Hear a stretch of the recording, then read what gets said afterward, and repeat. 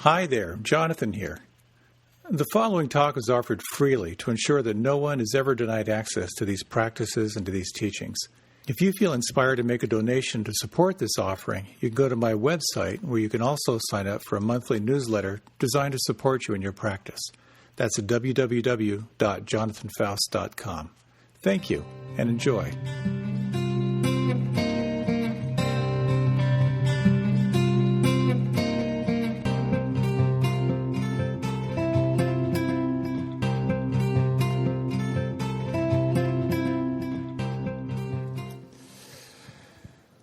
So was that a fire truck? Is that what that was? That was quite a play of sensations there. I thought about all of us listening, and I'm not sure I shared this story before, but I was once leading a retreat with about 75 people, and this was at Kripalu Center in Western Massachusetts. In the summer, all the windows were open. And there were some volunteers who were pointing the bricks outside, knocking out the old mortar and putting in fresh mortar. And of course, we're all in silence in this 45-minute retreat. And these two guys were talking. And I'm not making this up. This was pretty much the conversation. So, dude, you think I should call her? Dude, you should call her. Dude, I think I'm going to call her. Dude, you should call her. On from there. And I just sort of peeked, and I saw everyone was listening. Everyone was sitting like this. So all is shared experience here. Jack Kornfield shares a story, and he wrote about in his book, After the Ecstasy, the Laundry, the story of Ajahn Jumnian, who was a monk from the jungles of the Malay Peninsula. And he was brought to the West to teach through a translator. He didn't know any English. Well, he knew 2 words of English. So everywhere he would go, he would open his arms and smile and say, empty, empty, happy, happy. That was pretty much his whole repertoire, and all he really needed, I guess, for his talks. But he would talk about how all things, life is like a dream. And just like a dream, everything changes. And just like a dream, nothing in your dream can be possessed. And so all conditioned things change, and when you can recognize that inherent emptiness, what can arise is a quality of happiness. So I thought I'd share a little bit about that. And as always, I usually break my talk into 4 parts. So part 1 will be happiness, part 2 will be happiness, part 3 will be emptiness, and part 4 will be emptiness. So a little more specifically, first on what is it that blocks your capacity to be happy, and to talk a little bit about 2 fundamental kinds of happiness, and a little bit here on emptiness. What does emptiness mean? There's some real misconceptions about that. And then what's this dance of cultivating emptiness and happiness? How does that actually work?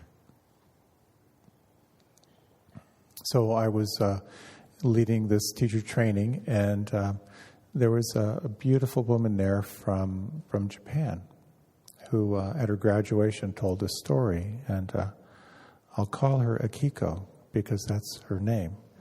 And I don't think I'll do the story justice as to how she told it, but she talked about living in Tokyo when the big tsunami hit. And she was working at a trading desk in a large office building in Tokyo, with the stocks and so forth. And so when the earthquake hit, everyone is trained. So she got under her desk, with everything she needed. And she was trained since she was a kid. She had been through many earthquakes before. You have your essential materials. You always have your shoes with you in case you need to run. And but this one was really big. And she thought, maybe I will die this time. And then in the midst of, all of the shaking and the trauma and everything you can imagine being in an office full of people under your desk, she heard something that sounded like ocean waves. And she realized it was the yogic breathing that she had learned in her training, that she was breathing slow and full and deep and smooth. And then she thought, well, what do I want? And then she thought, I don't want to die with these people. This is not my tribe. And her tribe was really, people who were on a spiritual path. She wanted to die with people she felt she had a real connection with, and people who want to be more awake in their lives. So after the quake, she had to walk home, and she met a man on the street who had a compass, who was able, and they were able to find their way through a lot of the rubble and destruction. It took her 6 hours to get back to her apartment. But when she walked with this man that she had met on the street, they talked about what they would do if they survived. And she said, I want to teach yoga and meditation and help people to be more free in their lives. And that's what she did. And she left Japan and she came to the States and kind of dove into her training. And she talked about how great it was to be in the United States in a non-quake zone where she could sleep with her shoes not right next to her in case she needed them, and didn't have to worry about what foods had radiation in them, and not having to wear a mask because of all the dust and so forth. And she shared this with one of her teachers there, and her teacher said, well, have you ever told your story? And she realized that she hadn't. And she realized that she hadn't felt worthy to tell her story because so many people had died and so many people had suffered, and she wasn't entitled to acknowledge, her own trauma. So during this program, which had a lot of intensive meditation, she went to bed feeling really happy and feeling really good from a long day. But then she woke up around midnight with something close to a panic attack. And she thought, well, what do I do about this? And she remembered the practice, which we've talked about here a lot, to recognize what is happening and to ask if it's okay to be with it, and then to investigate, to actually lean in and look closer. And she could feel a tightness in her chest. And she could feel that kind of that aching trauma of being afraid that she was going to die. And she was able, for the first time in a long time, to actually bring some tenderness to it, to bring some empathy to it. And she felt something shift inside. And then she said, well, what is happening right now? She was living in a dorm, and she said, I'm in the bottom bunk. Someone next to me is snoring, and I'm safe. And she was able to fall asleep again.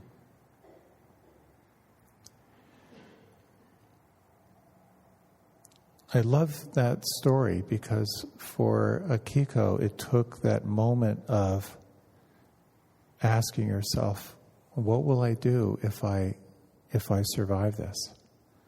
To help her to clarify what she really, really wanted. And in that clarification, she made a pretty dramatic life shift.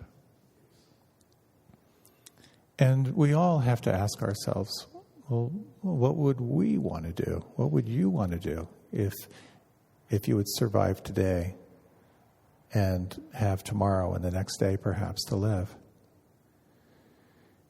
And what that generally requires is when we look at what it means to be happy, we have to be really honest around what's between us and being happy. What's between you and being happy in your life? That honest assessment is really, really helpful. Sometimes it's brought upon us through some kind of a crisis, some wake-up call. Either your life is in danger or someone close to you dies, and it can sharpen up that reflection of what's most important in your life. But what I loved about Akiko is that she heard that call to recognize I'm not happy in my job, I'm not happy with this tribe. And now she's pretty darn happy. She's a pretty happy person. And I think when it comes to getting clear what happiness is, many people don't really know. But we have some intuitive sense of what it is because we know what it isn't. And oftentimes when I ask people, well, what's between you and feeling happy in your life? They can pretty quickly mention some things. A wonderful exercise I found, a great exercise, if you're not really clear about what you want in your life, get a sheet of paper with 2 columns, and on the left-hand side, write down everything you don't want. That's can be pretty easy. And then write down the opposite of that in the next column, and that'll start to indicate the qualities that you're really called to. If you don't want to work for someone, well, maybe you'd like to work for yourself. If you don't like being told what to do in your job, maybe you need a position where you have more freedom and more autonomy. If you don't want to feel guilty in your relationships, well then what you really want is to cultivate a sense of freedom in your life and in your relationships. So that can be helpful. And it's important. An important distinction is recognizing that there are really 2 kinds of happiness: the conditional and unconditional. A little while back, I got my Social Security overview. I guess I'm that age, where they say, this is what you made and this is what you're going to get and all that sort of thing. I hadn't got one before. And so I looked it over, and there were maybe 13 or 14 years where my income was 0. And I remembered, of course, that I had been a member of a vowed order for those years. So I hadn't paid anything. I didn't receive anything either. But I had a vow of poverty and was a member of a vowed order. And I was making $28 a month for about 8 years, and then they bumped it up to $35 a month. I remember having dinner with some friends from college, and they were talking about the money they were making and how hard it was. And I said, yeah, I make about $400. And I could just see the wheels turning, it can't be an hour. A week? I said, yeah, $400 a year.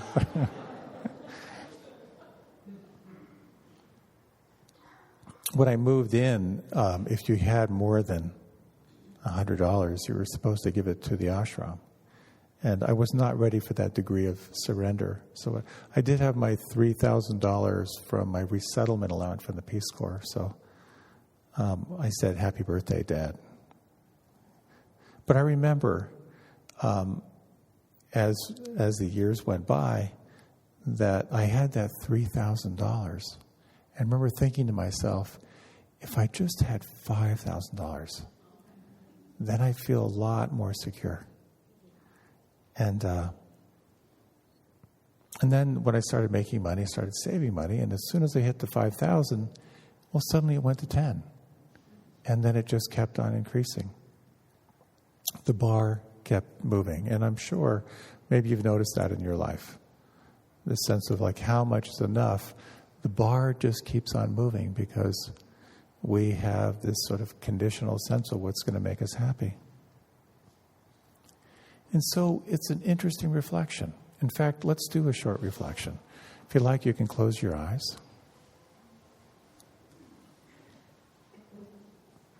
If you like, you can deepen your breath.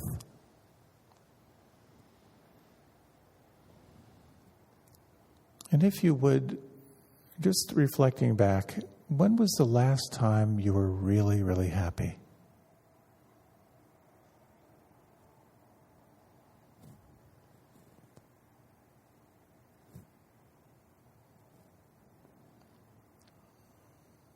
And you might broaden that just to think of maybe 3 times in your life when you felt really happy.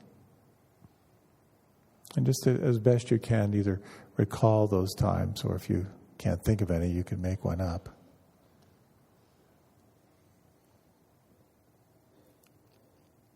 And is there a sense of what happy feels like inside when you think of those memories?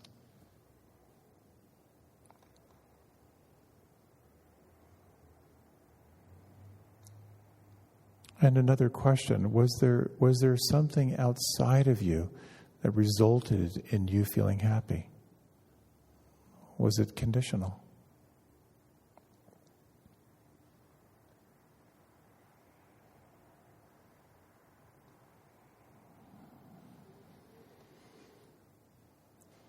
And when you feel like, you can deepen the breath. And if you'd like, you can open the eyes. Hopefully, you could find a happy memory or two.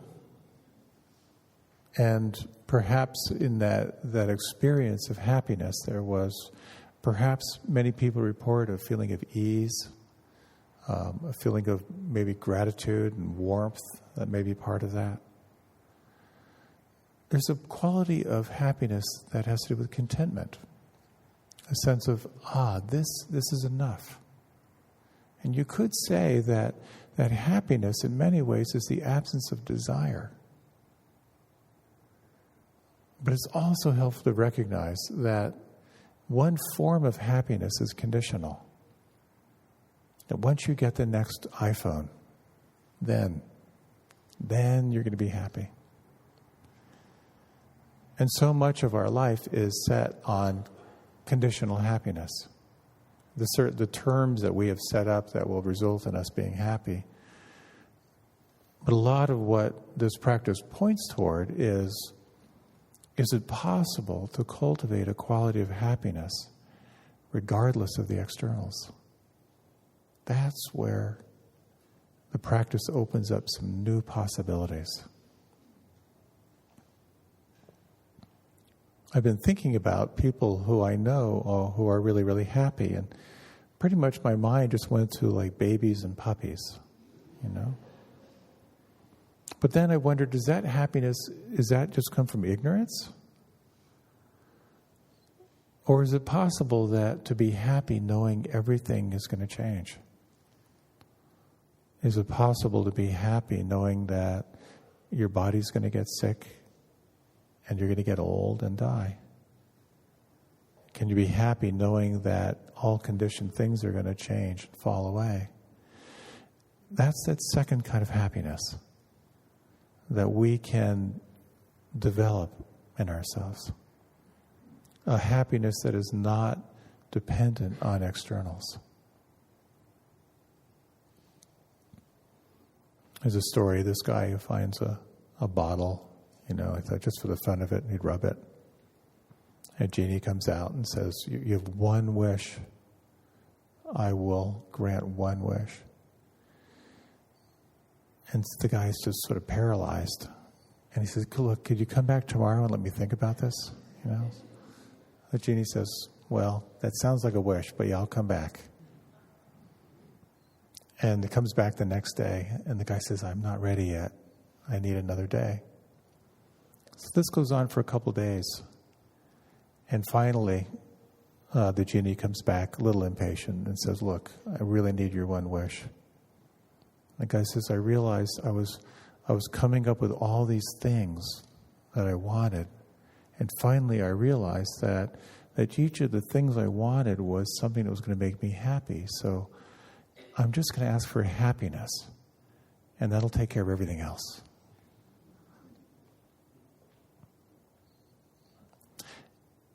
In this particular frame of teachings, happiness is described as your true nature. That who you are in the absence of wanting, who you are in the absence of pushing away, who you are in the absence of confusion, is this quality of happiness. There's also a teaching that says that who you are in your true nature is also a quality of emptiness. So I wanted to talk a little bit about what does emptiness mean? I had a pivotal moment in my meditation practice once. I was just doing my practice, trying to be as self-aware as I could, and I began to feel a sense of dread inside. And it may have been associated with someone who I knew who had died. That may have been part of it. But it was also kind of open to kind of an existential dread. And it felt like a really, the dread. I remember saying to myself, this feels like emptiness, but really bad emptiness. Which set up a question of like, well, what's good emptiness? And then as I sat with that, I thought, I've had moments of what I call good emptiness, of just feeling spaciousness and feeling ease and like not desiring anything other than what I have, and yet the moment feeling utterly fluid. And then I remember asking myself, what if it's not good emptiness or bad emptiness, but what if this is emptiness?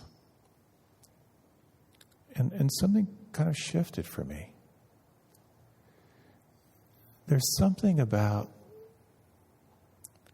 opening to the unknown,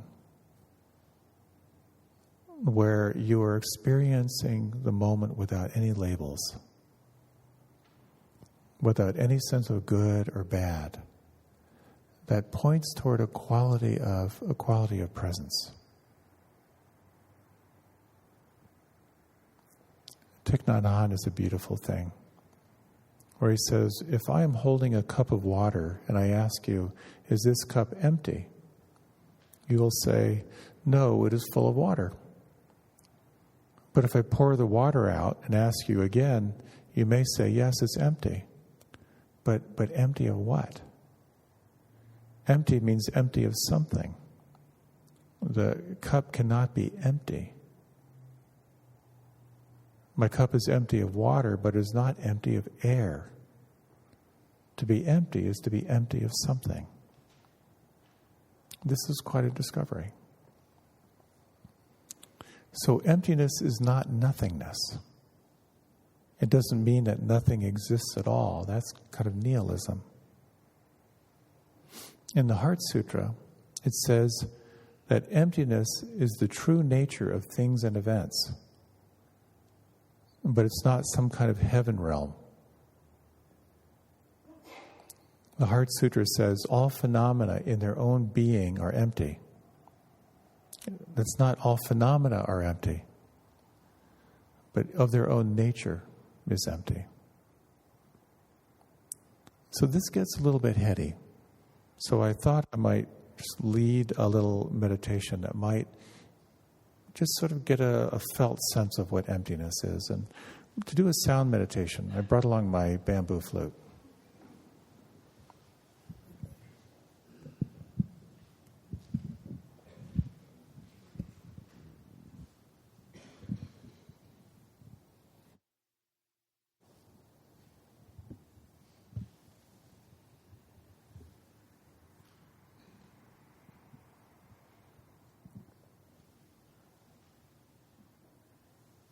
So if you like, you can close your eyes.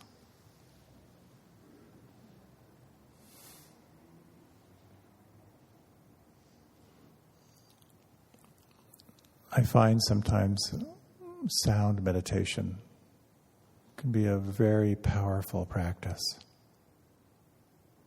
And you might begin just by noticing all the sounds you can identify right now.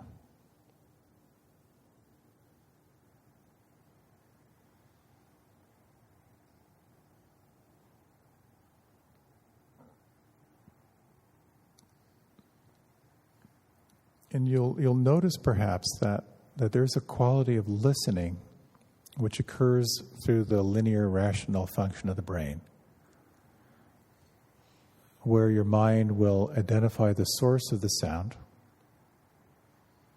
It'll give a name to the source of the sound. And there's another quality where it'll identify whether that sound is of danger or not. It's a natural filter or lens for listening.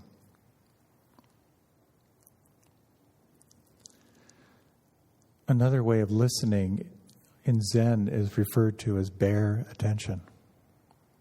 And that is, rather than listening through the mind, you're actually opening to the vibrations of the sounds. The sound waves without a label.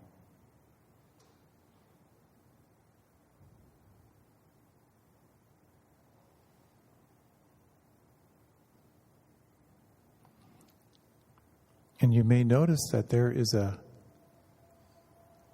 space in which the sounds arise and take form and fall away. Can you sense or imagine that space?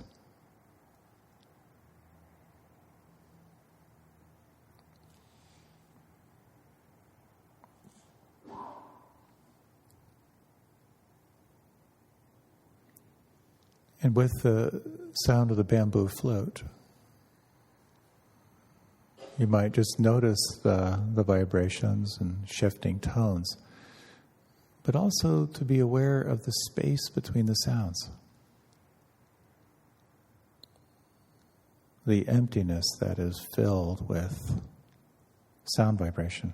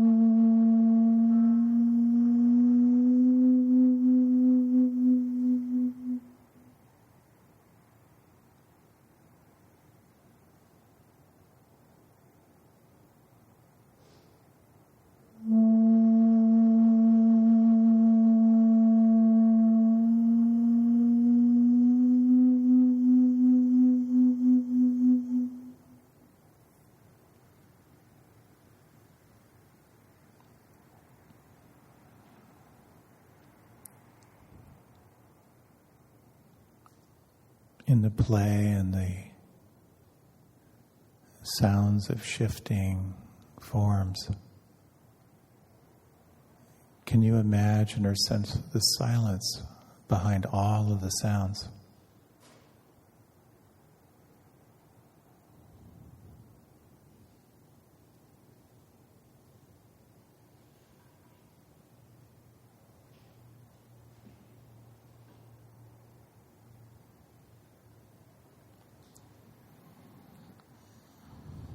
There's a quote from a Zen teacher, Brad Warner, who says that emptiness in Buddhist terms does not mean nothingness.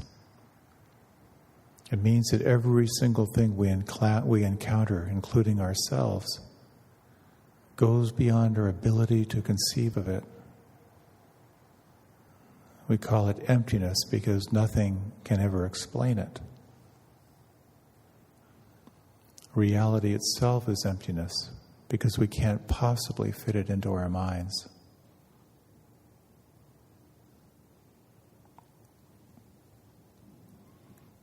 So if you like, you can deepen your breath. If you like, you can open your eyes.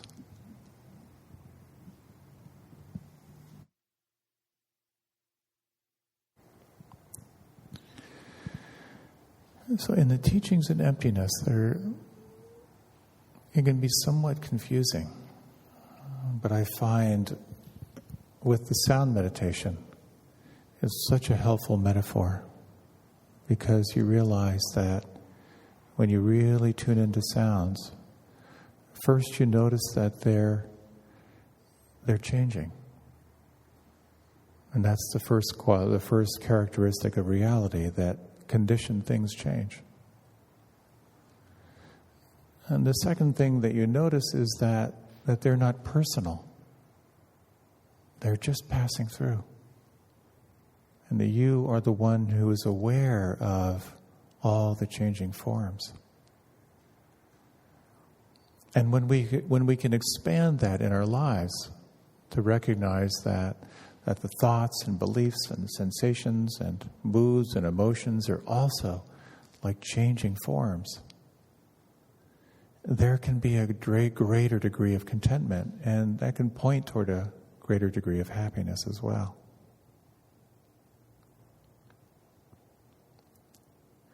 So I remember once back in the community where I lived, we had a program called the Inner Quest Intensive, and it was 3 days.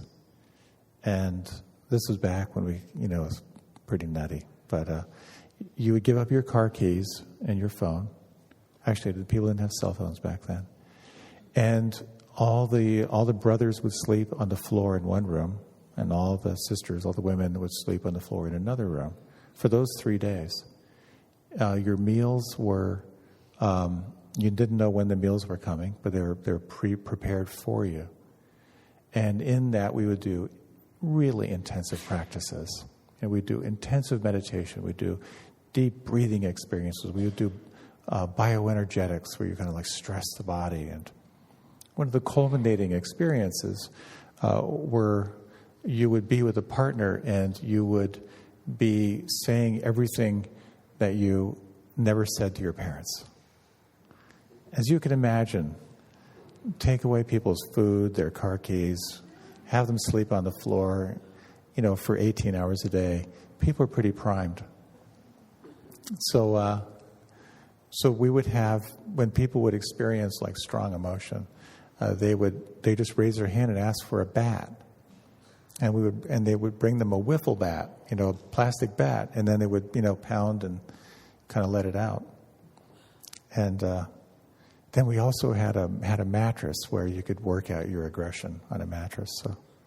So the whole idea was here, we get really activated and just let it go, let it rip. And I remember this was one of the more intense intensives I've led. But at one point in a room of maybe 75 people, or maybe it was more than that, there were 13 bats going, with people yelling. There were 2 guys working over the mattress. And one guy had bloodied his knuckles, and this was like before we knew about AIDS, but there was like blood. someone stood up, screamed, started running for, this was a staff person, screamed, started running for the door, was tackled by one of our staff people. In the midst of this cacophony, I thought, I am happy.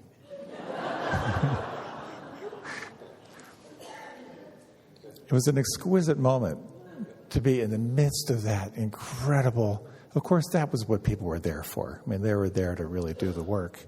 But in the midst of that to be happy.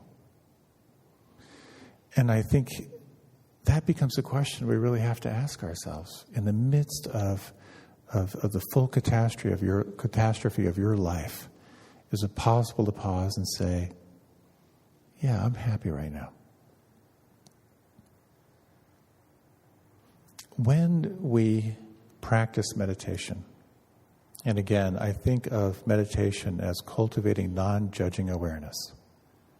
And that is, we use an anchor such as the breath or sound or feeling as a way to bring ourselves here. But then when you're here, it's opening up that sense of what does it mean to be awake to your life without judgment? And what you begin to experience is the flow of your life. That includes your undigested experiences. It includes your desires, your fears. All of that is kind of on display. And I remember something that I believe I've shared before, but it's something Joseph Goldstein said after doing a 3-month retreat. And I have a lot of respect for Joseph Goldstein. If you don't know him, he's a brilliant, brilliant teacher, one of the primary Western teachers of Buddhism. So when he does a 3-month retreat and he kind of summarizes his learning, I really listen. He said his big takeaway was, anything can happen at any time.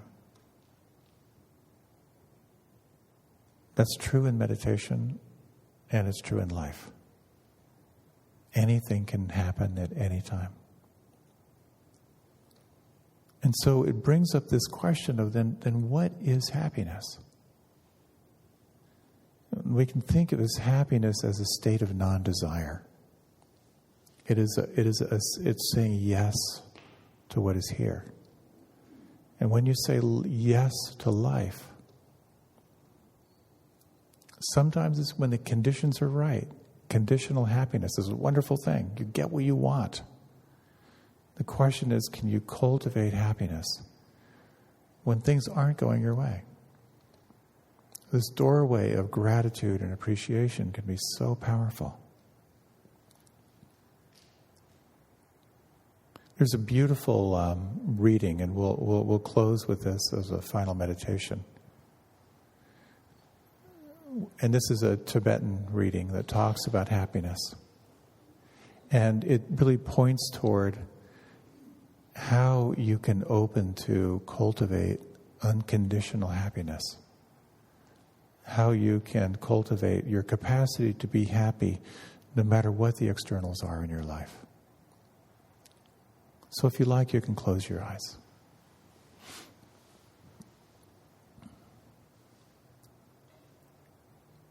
And imagine this coming from a wise Tibetan monk.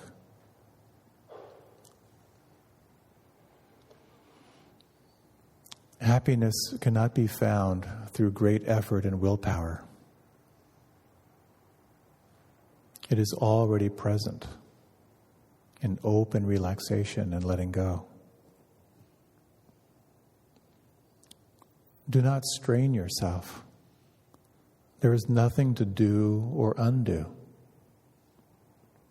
Whatever momentarily arises in the body-mind has no real importance at all.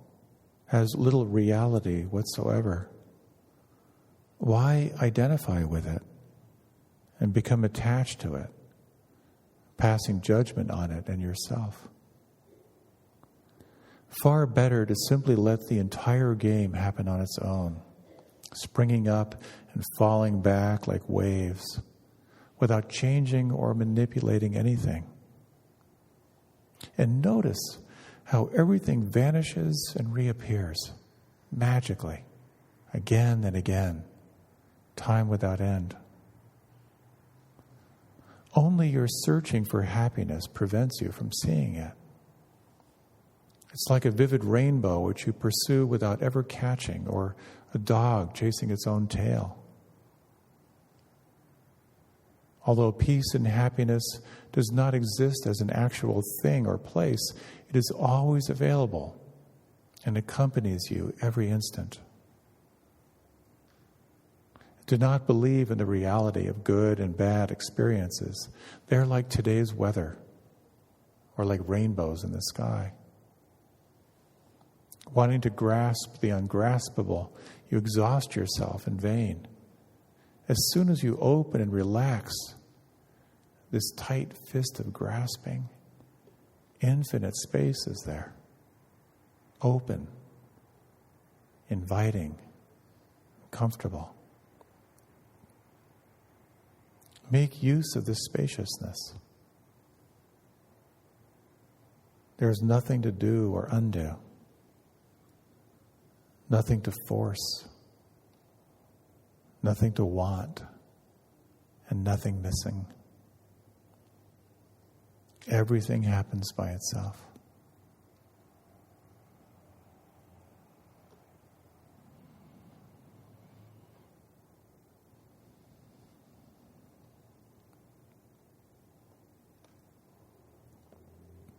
If you like, you can deepen the breath, and you can let the eyes open. So I've been trying to get my own handle on this happiness thing, what it means. And I really find for myself to think of happiness as non-desire. When you're not wanting, just as this Tibetan monk described it, when you're not wanting, you relax. And when you relax, you open. And in that openness, there's a spaciousness that can occur, where you can sense the space, that emptiness which is not nothing, that holds the mystery of this whole life.